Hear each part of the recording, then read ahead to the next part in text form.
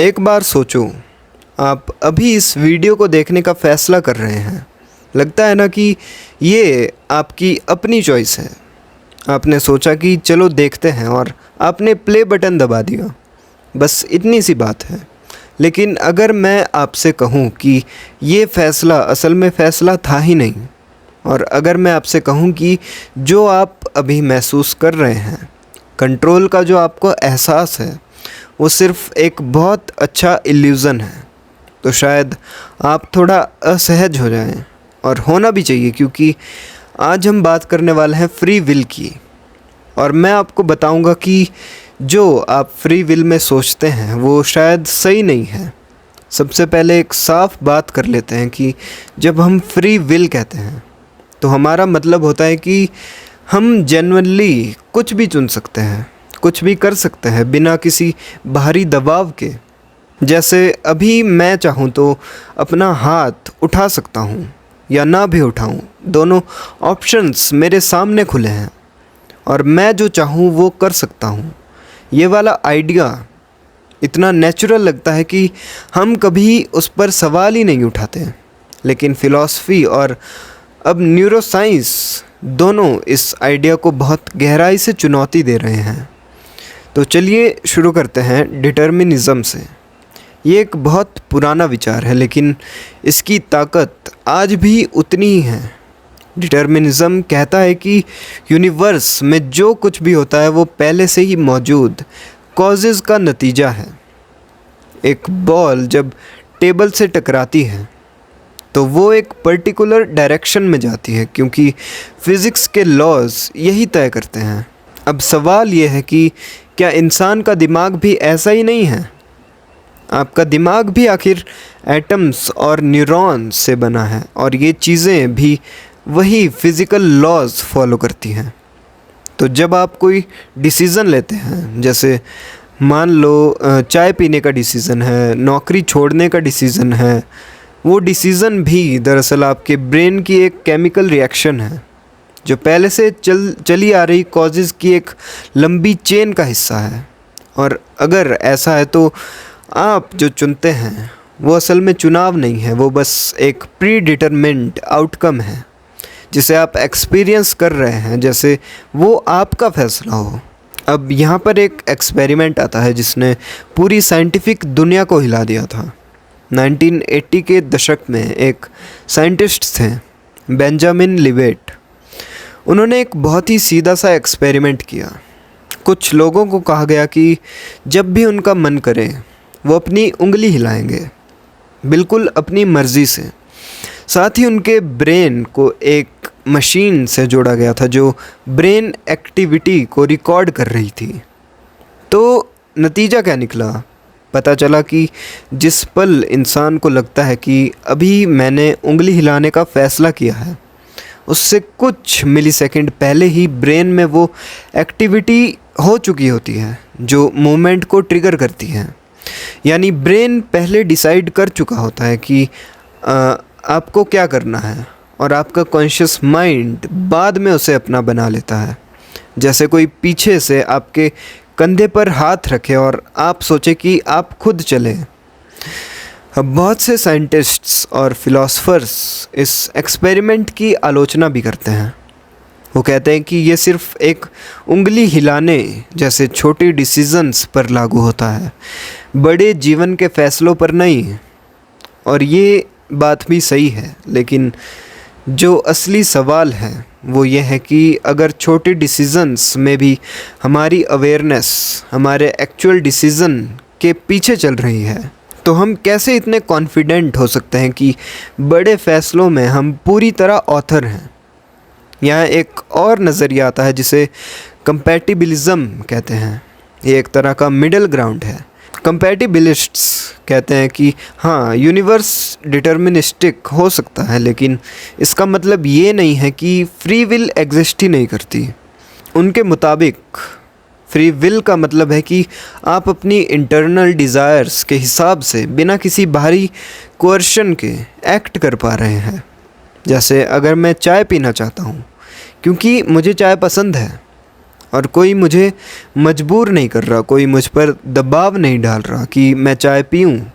तो ये मेरा फ्री डिसीज़न है, ये मेरी फ्री चॉइस है। भले ही मेरी ये पसंद खुद कॉजेज़ की चेन से पैदा हुई हो। ये एक एलिगेंट सॉल्यूशन लगता है, लेकिन इसमें एक गैप है। अगर मेरी हर डिज़ायर, हर पसंद पहले से ही चली आ रही कॉजेज़ का नतीजा है, तो मैं उस डिज़ायर को खुद कहाँ से चुन रहा हूँ? मैं तो बस वही कर रहा हूँ जो मेरी बनावट, मेरी कंडीशनिंग, मेरा पास्ट मुझसे करवा रहा है। अब एक इंटरेस्टिंग मोड़ लेते हैं क्वांटम मैकेनिक्स की तरफ। कुछ लोग कहते हैं कि यूनिवर्स पूरी तरह से डिटर्मिनिस्टिक नहीं है, क्योंकि क्वांटम लेवल पर रैंडमनेस मौजूद है। लेकिन ज़रा सोचो, अगर मेरे डिसीज़न सिर्फ रैंडम इवेंट्स का नतीजा है, न कि डिटर्मिनिस्टिक कॉजेज़ का, तो क्या ये मुझे ज़्यादा फ्री विल बना? लेकिन ज़रा सोचो, अगर मेरे डिसीज़न सिर्फ रैंडम इवेंट्स का नतीजा है, न कि डिटर्मिनिस्टिक कॉजेज़ का, तो क्या ये मुझे ज़्यादा फ्री बनाता है, या ये सिर्फ मुझे डिटर्मिनिस्टिक रोबोट से रैंडम रोबोट बना देता है? रैंडमनेस भी उतनी ही अपनी नहीं है जितनी डिटर्मिनिज़म। ना ये मेरा है ना वो।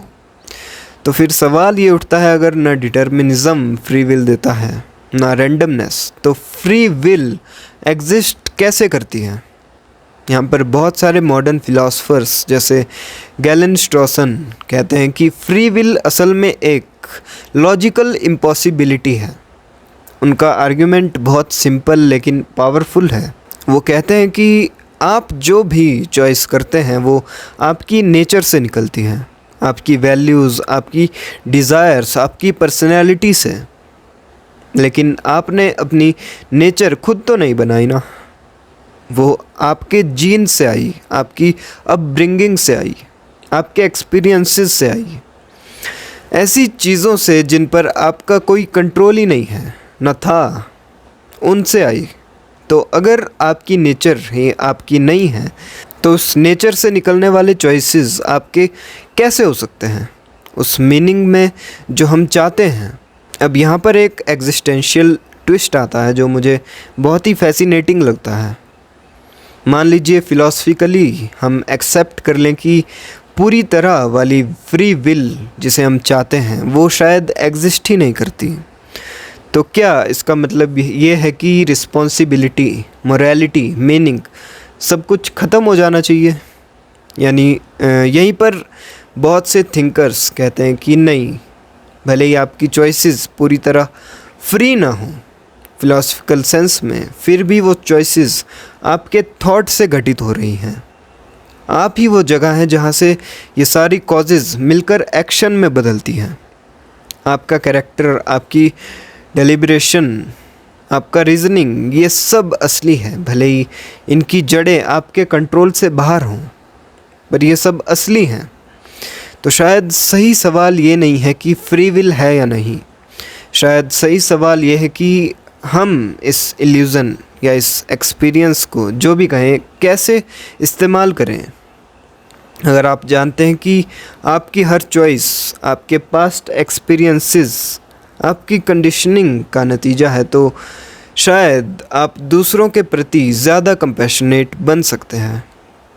आप कोई गलत फ़ैसला लें तो शायद आप उतनी ही जल्दी जज ना करें, क्योंकि आप जानते हैं कि वो व्यक्ति भी उन्हीं फोर्सेस का शिकार है जिनका शिकार आप हैं। और साथ ही आप अपनी ज़िंदगी को भी थोड़ा डिफरेंटली देख सकते हैं। शायद आप अपने आप को इतना कठोरता से जज करना बंद कर दें, हर गलती के लिए खुद को दोष देना बंद कर दें, क्योंकि हो सकता है उस पल पर वही एक चीज़ पॉसिबल थी जो आपने की। लेकिन साथ ही ये सोच एक ट्रैप भी बन सकती है। अगर आप हर चीज़ को डिटर्मिनिज़म की आड़ में डाल दें, मैं ऐसा ही हूँ, मैं कुछ बदल नहीं सकता, ऐसे वाक्यों का अगर आप प्रयोग करें तो ये सिर्फ एक एक्सक्यूज़ बन जाता है ग्रोथ से बचने का। और यहीं पर असली आयरनी है। भले ही फिलॉसफिकली हम बहस करते रहें कि फ्री विल असली है या नहीं, प्रैक्टिकली आपको फिर भी हर सुबह उठकर चॉइसेस करनी है।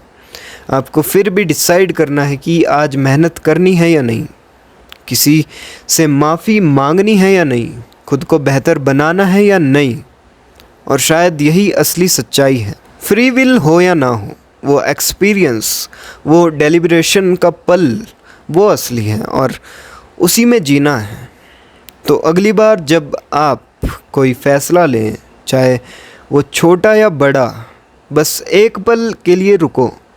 खुद से पूछो कि क्या मैं ये चुन रहा हूँ, या ये मुझसे कोई करवा रहा है, या ये मुझसे हो रहा है। शायद जवाब उतना ही साफ ना निकले जितना आप सोचते थे।